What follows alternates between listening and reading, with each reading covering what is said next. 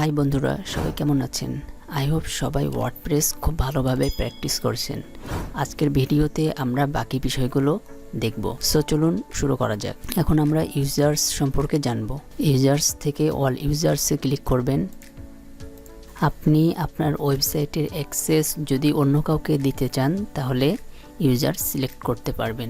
User select করার অনেক ধরনের অপশন রয়েছে। আপনি আপনার ইউজারকে আপনার ওয়েবসাইটের কোন কোন অপশনগুলো ইউজ করতে দিবেন এই বিষয়গুলো আপনি ইউজার্স থেকে সিলেক্ট করে দিতে পারেন। সো সিলেক্ট করার জন্য এখান থেকে অ্যাড নিউয়ে ক্লিক করতে পারেন অথবা এখান থেকে অ্যাড নিউয়ে ক্লিক করবেন। সো এখান থেকে আপনি যাকে অ্যাড করতে চান তার নাম, email address, first name, last name এবং ওয়েবসাইট যদি না থাকে তাহলে তার কোনো সোশ্যাল মিডিয়ার লিঙ্ক এখানে দিয়ে দিবেন। দেন পাসওয়ার্ড দিবেন। দেন আপনি তাকে কি রোল দিতে চান সেই রোলটি এখান থেকে সিলেক্ট করে দিবেন। সো সিলেক্ট করার জন্য এখানে ক্লিক করবেন। দেন এখানে রোলের অনেক অপশন রয়েছে। আপনি যদি তাকে অ্যাডমিনিস্ট্রেটর দিতে চান তাহলে দিতে পারেন, এডিটর, অথর, কন্ট্রিবিউটর এবং সাবস্ক্রাইবার। আপনার যেটা প্রয়োজন বা আপনি তাকে যে ধরনের রোল দিতে চান সেটি এখান থেকে দিয়ে দিতে পারেন। সো আমি এখান থেকে অথর সিলেক্ট করছি। দেন এখান থেকে যদি অ্যাড নিউ ক্লিক করেন তাহলে আপনার একটি ইউজার অ্যাকাউন্ট তৈরি হয়ে যাবে। এখানে রোলের অনেক ধরন রয়েছে। আপনি যদি কাউকে অ্যাডমিনিস্ট্রেটর দেন তাহলে আপনার মতো সে আপনার এই ওয়েবসাইটটিকে ম্যানেজ করতে পারবে পুরোপুরিভাবে। কাউকে যদি এডিটর দেন তাহলে কয়েকটি অপশন বাদে সে পুরো অপশন সে তার ম্যানেজে রাখতে পারবে। অথর দিলে আরও কয়েকটি অপশন সে কম পাবে।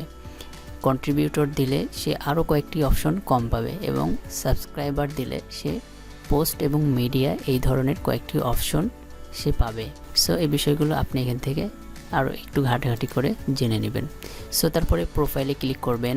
এখান থেকে আপনি আপনার ওয়েবসাইটের প্রোফাইলগুলো সিলেক্ট করে দিতে পারেন। এখান থেকে আপনি আপনার পিক দিতে পারবেন এবং অন্যান্য অপশনগুলো চেঞ্জ বা পরিবর্তন নিয়ে আসতে পারেন। সো ডিফল্ট রয়েছে, আমি ডিফল্ট রেখে দিচ্ছি। তারপরে আমরা টুলসে ক্লিক করব। সো টুলসে অনেক অপশন রয়েছে। এখানে আপনি ইম্পোর্ট করতে পারবেন, এক্সপোর্ট করতে পারবেন আপনার ডাটা বা অন্যান্য অপশনগুলো আপনি ইম্পোর্ট বা এক্সপোর্ট করতে পারবেন। সাইট হেলথ চেক করতে পারবেন, export personal data, erase personal data, এই বিষয়গুলো আপনি এখান থেকে দেখে নেবেন। সব বিষয় ওয়ার্ডপ্রেস ওয়েবসাইটে প্রয়োজন পড়ে না, তাও একটু এই বিষয়গুলো ঘেটে দেখে নেবেন, তাহলে আপনার নলেজে থেকে যাবে। সো তারপরে সেটিংস অপশনে চলে যাব। সেটিংস থেকে জেনারেলে ক্লিক করব। সো এখান থেকে আপনি আপনার ওয়েবসাইটের টাইটেল দিতে পারবেন বা পরিবর্তন করতে পারবেন, ট্যাগলাইন পরিবর্তন করতে পারবেন, ওয়ার্ডপ্রেস অ্যাড্রেস এগুলো যেরকম রয়েছে সেরকমই থাকবে, এগুলো আপনি চেঞ্জ করবেন না। দেন এখানে যা রয়েছে তাই থাকবে। দেন সেভ করে দিতে পারবেন। তারপর রাইটিংয়ে ক্লিক করব। দেন এখান থেকে আপনি আপনার পোস্ট ক্যাটাগরি সিলেক্ট করে দিতে পারেন। সো এখানে সবসময় আনক্যাটাগরাইজ দেওয়া থাকে, সো আপনি চাইলে অন্য ক্যাটাগরি দিয়ে নিতে পারেন। সো এখানে কয়েকটি ক্যাটাগরি রয়েছে, আপনি যতগুলো ক্যাটাগরি ক্রিয়েট করবেন সব এখানে দেখাবে। সো ডিফল্ট রাখাটাই বেটার। সো তারপরে আমরা রিডিংয়ে চলে যাব।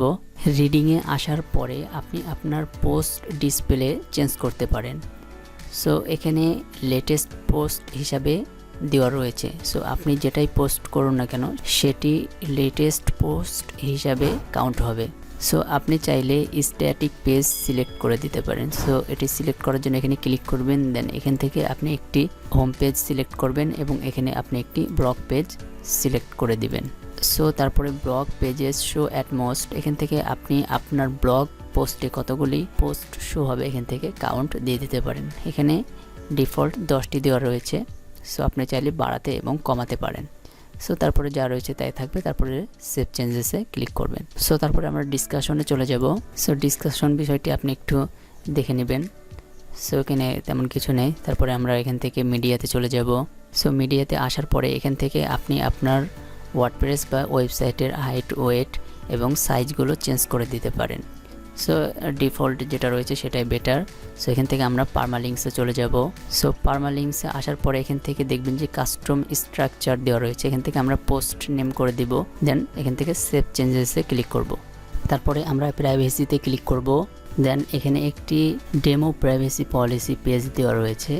আপনি আপনার ওয়েবসাইটের জন্য যে প্রাইভেসি পলিসি পেজ ক্রিয়েট করবেন সেটি এখানে অটোমেটিক্যালি সিলেক্ট হয়ে যাবে।